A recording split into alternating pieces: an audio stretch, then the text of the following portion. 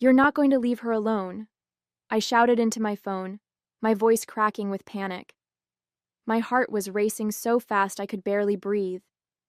The hospital room suddenly felt smaller, the walls closing in as I heard my daughter Melody's terrified voice just moments earlier. "Mommy, Grandma, and Grandpa just drove away. I'm here alone," she had sobbed through the phone. "They said they're going to Uncle Peter's party and that I'm old enough to stay by myself. I'm scared." My name is Christina Harper, Tina to everyone who knows me. And I'm a 36-year-old widow trying my best to raise my 10-year-old daughter after losing my husband Michael to a car accident 3 years ago. Melody has struggled with anxiety since her father's death, sometimes waking up with nightmares, worried something might happen to me too. Now, my in-laws had confirmed her worst fears by abandoning her when she needed protection most. "Tina, you're overreacting," my father-in-law Gerald huffed through the phone. "She needs to toughen up. She's not a baby anymore. We'll be back in a few hours." "A few hours?" I nearly screamed. "She's 10. It's illegal to leave a child that age alone. Get back to my house immediately." "We're already halfway to Peter's," my mother-in-law Barbara chimed in. "It's his 60th birthday and the whole family will be there. Melody was invited too, but she didn't want to come. That's her choice." I couldn't believe what I was hearing. Here I was, stuck in the hospital after an emergency gallbladder surgery, unable to leave, and they had abandoned my child, their only granddaughter, because a party was more important. "I'm calling my neighbor Janet right now to check on Melody," I said, my voice shaking with rage. "And when I get out of here tomorrow, you will never have unsupervised access to my daughter again." "You're being dramatic as usual, Tina," Barbara said dismissively. "Michael would have understood. You're the one who's making her soft." Using my late husband against me was the final straw. "This conversation is over. Stay away from my house." I hung up and immediately called Janet, who lived across the street. Thank God she answered right away and promised to go check on Melody immediately. As I hung up, trembling with anger and fear, I knew this was just the beginning. Something felt horribly wrong in my chest, not from the surgery, but from this deep betrayal by the people who were supposed to help protect what matters most to me. Michael's parents had always undercut my parenting, but this crossed an unforgivable line. Growing up without consistent guidance, I promised myself I'd be different with my own family. Michael and I met in college. He was studying engineering while I pursued a degree in education. We had Melody when I was 26, and we were blissfully happy building our lives together. But Barbara and Gerald never quite approved of me. They thought their son had married beneath him, and they made subtle comments about how I kept house or parented Melody. Michael always defended me, acting as the buffer between us. But after he died, that thin shield disappeared. The tension had been building for years. Every family gathering became a minefield of passive-aggressive comments and unsolicited advice. "She's too attached to you, Tina," Barbara would say while Melody clung to my leg. "Michael was never like that with me." "That's because we taught him independence early," Gerald would add. "You're making her weak." I tried to maintain a relationship between them and Melody despite these challenges. They were her only connection to her father, and I believed having grandparents in her life was important. So I swallowed my pride, nodded along to their critiques, and kept the peace for Melody's sake. 3 days ago, I woke up with excruciating abdominal pain. After rushing to the ER, doctors diagnosed me with acute cholecystitis. My gallbladder needed to come out immediately. Panicked about Melody, I called everyone I knew, but my closest friends were out of town, and Janet could only help part-time due to her work schedule. In desperation, I called Barbara and Gerald. They agreed to stay at our house for the 3 days I'd be hospitalized, seemingly happy to help. Relief washed over me as I went into surgery, believing Melody would be cared for. I even felt guilty for my years of keeping them at arm's length. "See, Tina. Family is what matters in a crisis," Barbara had said while packing an overnight bag for my hospital stay. "We may have our differences, but we're here when it counts." I believed her. I trusted them with the most precious person in my world. Yesterday, I had called to check in and everything seemed fine. Melody sounded a bit quiet, but I assumed it was just her missing me. There was no hint that today they would decide my daughter, their granddaughter, was an inconvenience they could abandon for a party. Now, as I waited for Janet to call back, I realized this wasn't just a one-time lapse in judgment. This was who they truly were, and I had been blind to the danger. Janet called back 10 minutes later. "I'm with Melody now," she reassured me. "She's upset, but okay. I've brought her to my house, and she's having cookies with my son. I can keep her until you're discharged tomorrow." Relief flooded through me. "Janet, I don't know how to thank you." "Don't thank me," she said firmly. "What they did was child abandonment. Tina, you need to report this." I hesitated. They're her grandparents, Michael's parents. And they left a 10-year-old child alone in a house, for a party.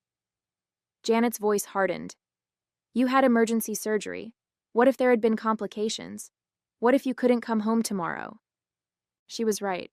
The reality of what could have happened hit me like a physical blow. What if there had been a fire? What if Melody had been injured? What if someone had broken in? That evening, I made a difficult call to Child Protective Services from my hospital bed. The social worker's voice was kind but serious as she took down my statement. She explained this wasn't just a family disagreement, it was a clear case of child endangerment. "We'll need to investigate and document this incident," she explained. "Abandoning a child that age is considered neglect under state law." As I hung up, my phone immediately rang again. It was Gerald. "What the hell, Tina?" "We just got a call from some government agency saying they need to interview us about Melody. What did you tell them?" "The truth," I replied, my voice surprisingly steady. "That you abandoned my daughter to go to a party while I was in the hospital.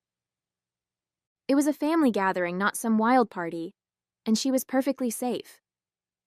"She was terrified, Gerald. She's been having anxiety since her father, your son, died. And you left her alone." "This is ridiculous," he shouted. "We're her grandparents. We have rights." Something in me snapped. "Rights? You think leaving a child alone gives you rights?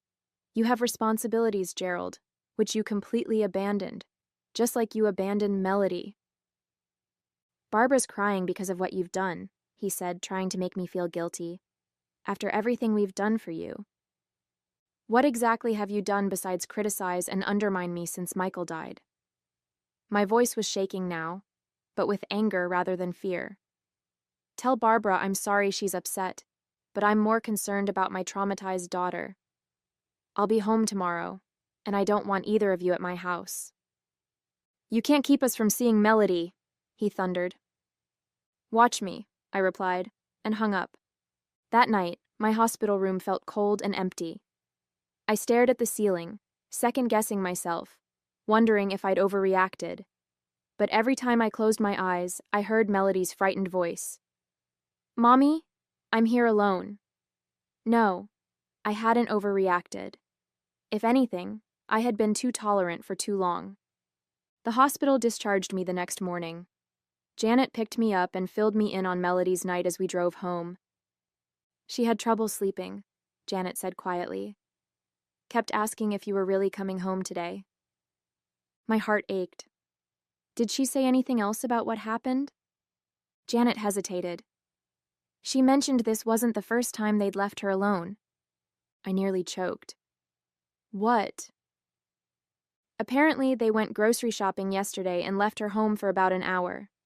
She didn't call you because they told her not to bother you while you were recovering." White-hot anger surged through me. They had abandoned her twice and manipulated her into keeping quiet about it? When we arrived at Janet's house, Melody flew into my arms, clinging to me like she used to after Michael died. "Mommy, you're back," she sobbed into my shoulder. "I'm here, sweetie," I whispered, fighting through the pain of my surgical incision to hold her tight. "I'm so sorry about what happened." Later that afternoon, after settling back into our home, I changed the codes on our electronic door locks. I was still moving slowly from surgery, but determination pushed me forward as I called a locksmith to change the physical locks as well. Melody watched me with wide eyes. "Are Grandma and Grandpa coming back?" she asked quietly. I sat beside her on the couch, choosing my words carefully. "Not for a while, honey. What they did was wrong and dangerous." "They said I was being a baby," Melody whispered. "Grandpa said Daddy wouldn't be proud of me being so scared." Fury rose in my throat. Using Michael against our daughter was unforgivable. "Your daddy would be incredibly proud of you," I said firmly. "You were brave to call me when you felt unsafe. That was exactly the right thing to do." By evening, my phone was buzzing constantly with texts and calls from Gerald, Barbara, and even Michael's brother Peter. I finally answered Peter's call. "Tina, you need to calm down," he started. "Mom and Dad are beside themselves. They're saying you reported them to child services and changed the locks?" "They abandoned my daughter, Peter, twice." My voice was ice. "They left a 10-year-old alone to attend your birthday party." "Look, they made a mistake." "A mistake?" I interrupted. "A mistake is forgetting to pick someone up from soccer practice. Deliberately leaving a child alone after being trusted with her care is a choice." "They're family, Tina. Melody's grandparents." "Being family doesn't give them the right to endanger my child," I replied. "Would you leave your kids alone at that age?" His silence was telling. "That's what I thought," I continued. "I've filed a formal report, and yes, I've changed the locks. They're not welcome in my home until they acknowledge what they did and take steps to earn back my trust." After hanging up, I found 3 voicemails from Barbara, each progressively more hostile. "Tina, this is absurd. Gerald and I have never done anything but love Melody." The first one began. The second, "You're turning our granddaughter against us. Michael would be horrified by your behavior." And the third, left just minutes ago. "We're consulting with a lawyer about grandparents' rights. You can't keep us from seeing Melody. You've gone too far this time." I deleted them all, hands shaking. I knew the threat about grandparents' rights might not be empty. They had the resources for legal action. But I also knew I had documentation of their neglect, and protecting Melody was worth whatever battle lay ahead. As I tucked Melody into bed that night, she looked up at me with teary eyes. "Am I in trouble with Grandma and Grandpa?" "No, sweetheart," I assured her. "They're the ones who made a bad choice, not you. You're safe now." But as I kissed her goodnight, I wondered if any of us were truly safe from what was coming next. The next morning, I received an email from CPS confirming they'd opened an investigation. The social worker, Ms. Patterson, would be interviewing all parties involved, starting with a home visit that afternoon. The email also included resources about child safety and family counseling. I was walking Melody to the bus stop when my phone rang again. Barbara's number. I declined the call, but a text followed immediately. "We're coming over at noon to talk. This has gone far enough." My hands trembled as I texted back. "Do not come to my house. I will call the police if you show up uninvited." 3 dots appeared, disappeared, then appeared again before her response came through. "You wouldn't dare." "Try me," I wrote back. After seeing Melody safely onto the school bus, I called the non-emergency police line to report potential unwanted visitors. The officer was sympathetic, especially when I explained the CPS investigation, and promised to have a patrol car drive by around noon. At 11:55, true to their word, Gerald's SUV pulled into my driveway. I watched through the front window as they marched up to my door, Barbara's face set in determination, Gerald's in anger. When they found their key wouldn't work in the new lock, Barbara rang the doorbell repeatedly while Gerald pounded on the door. I didn't open it. Instead, I spoke through the video doorbell. "I told you not to come. Please leave my property." "This is ridiculous," Gerald shouted at the camera. "We have a right to see our granddaughter." "Your granddaughter is at school, and you have no right to be on my property after I've asked you to leave. The police have been notified." As if on cue, a patrol car pulled up. The officer approached calmly, speaking to Gerald and Barbara while I watched through the window.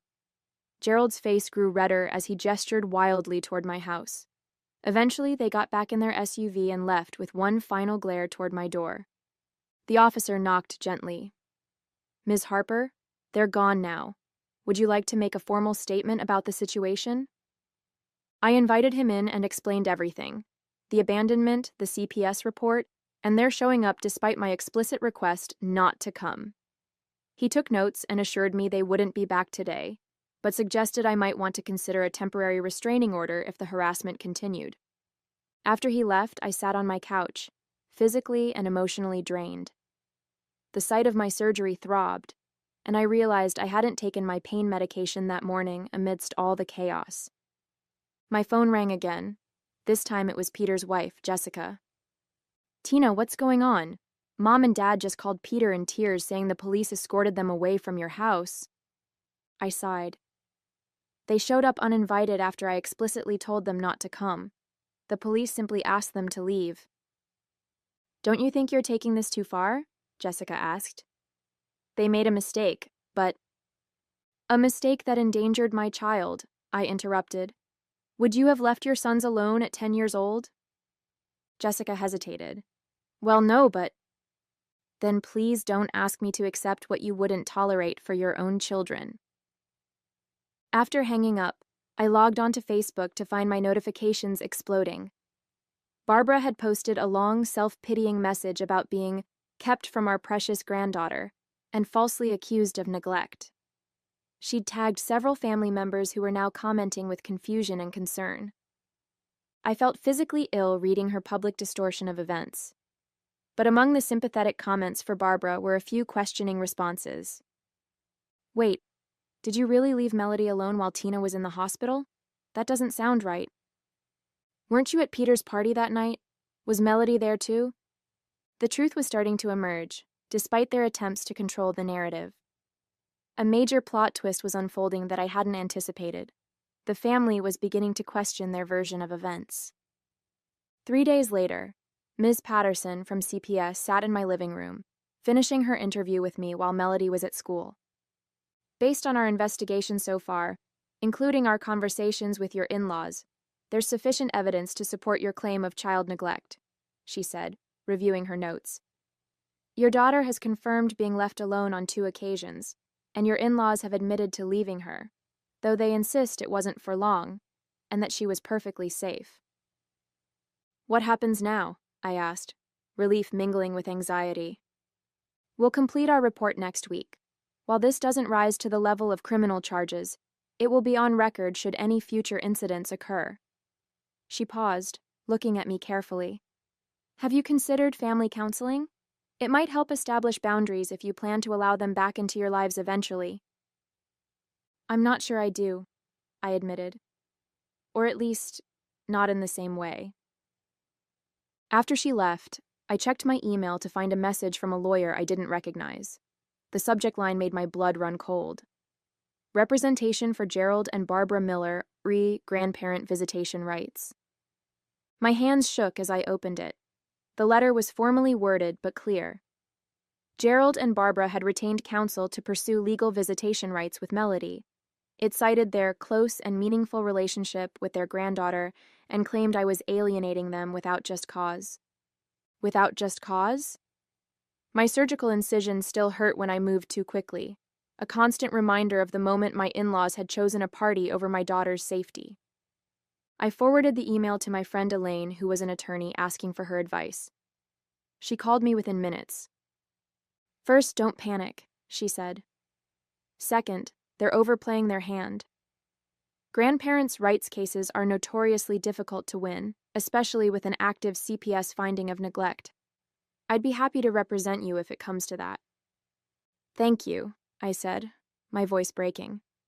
"I just don't understand how they've twisted this around so completely. They're acting like they're the victims." "People who can't accept responsibility often flip the narrative," Elaine explained. "But the facts are on your side, Tina." That evening, as Melody and I were eating dinner, the doorbell rang. I checked the video feed to see Peter standing there alone, looking uncomfortable. I hesitated, then opened the door. "Can we talk?" he asked quietly. I let him in, keeping Melody in my sight in the dining room. I spoke with Jessica's sister, he began, sitting stiffly on the edge of my couch. She's a child psychologist. She said what Mom and Dad did was absolutely inappropriate and potentially traumatic for Melody. He ran a hand through his hair. I didn't want to believe they would do something so irresponsible. I didn't either, I said softly. That's why I trusted them with her care. Peter looked genuinely troubled. I had no idea Melody was alone when they came to my party. They told everyone you'd arranged alternative care, and that's why she wasn't with them. This new revelation stunned me. They lied to the entire family? I'm afraid so. He looked toward Melody, who was watching us cautiously from the dining room. May I speak with her? I'd like to apologize for not checking on her myself. I nodded, and Peter spent a few minutes talking gently with Melody, who gradually relaxed as they spoke. Before leaving, he turned to me again. I've told Mom and Dad to drop the legal threats. Jessica and I won't support them if they continue this way. His expression was grave. Michael wouldn't have stood for this, and neither should we. As I closed the door behind him, I felt a surprising lightness. The family alliance I'd feared was fracturing, not because of my actions, but because the truth was finally emerging. That night, I received a text from Barbara. We need to talk, without lawyers. It seemed the next phase of this conflict was about to begin, but for the first time, I felt like I wasn't fighting alone. 1 week later, I sat in my living room across from Gerald and Barbara. Elaine, my attorney friend, sat beside me, while their lawyer, a stern-looking man named Mr. Bradshaw, flanked them. Between us on the coffee table was a formal agreement that had taken days to negotiate. Barbara hadn't spoken directly to me since entering my home, her eyes red-rimmed but defiant. Gerald looked aged somehow, the confidence that had always characterized him notably diminished. Let's review the terms one final time, Elaine said professionally. The Millers acknowledge their lapse in judgment in leaving Melody unattended. They agree to complete 6 sessions of a grandparenting education program and 3 family therapy sessions before resuming unsupervised visits with Melody. Mr. Bradshaw nodded stiffly. And Ms. Harper agrees to dismiss the CPS complaint and permit supervised visitation in the interim, starting with 2 hours twice monthly at neutral locations. Those are the terms, I confirmed, looking directly at my in-laws. This isn't about punishment. It's about Melody's safety and ensuring nothing like this happens again. Gerald cleared his throat. We still think this has been blown out of proportion, but we'll sign. As they scrawled their signatures on the document, I felt no triumph or satisfaction, just relief that the battle was ending and hope that healing could begin. After they left, I found Melody sitting on her bed, clutching the photo of Michael that she kept on her nightstand. Are Grandma and Grandpa still mad at me? She asked in a small voice. I sat beside her, wrapping an arm around her shoulders. They were never really mad at you, sweetheart. They're sad about the situation, but we're all going to work together to make things better. Will I see them again? Yes, I assured her. But things will be a little different for a while. We're setting up some new rules to make sure everyone feels safe and respected. 3 months later, I sat on a bench at the park, watching as Melody showed Gerald how to use the tablet she'd gotten for her birthday. Barbara sat nearby, actually listening as Melody explained a game she enjoyed. Peter and Jessica's sons played on the swings, occasionally calling for Melody to join them. The family therapy sessions had been difficult but necessary. Gerald and Barbara had initially been defensive, but the therapist skillfully guided us through conversations about boundaries, respect, and the trauma Michael's death had caused all of us. The grandparenting classes had made an even more profound impact. Barbara admitted during our last therapy session that they had been parenting Melody the way they'd raised their sons in the 1980s, expecting independence perhaps too early and emphasizing toughness over emotional support. We were wrong, she had said, the words clearly difficult for her. The world is different now. Children are different. And we need to be different too. It wasn't a perfect reconciliation. There were still moments of tension, instances where old patterns threatened to emerge. But there was progress, real, meaningful progress that benefited Melody most of all. My phone buzzed with a text from Janet. "How's it going?" I smiled as I replied, "Better than expected." They're actually listening to her. Janet had become part of the extensive support network I'd built around Melody. I'd learned my lesson about relying too heavily on any single source of support. Now, in addition to Gerald and Barbara, Melody had Janet, Peter, and Jessica, my friend Elaine, and several other trusted adults in her life. As I watched my daughter laugh at something Gerald said, I felt a complex mix of emotions. Not the vindictive satisfaction I might once have imagined, but something more valuable.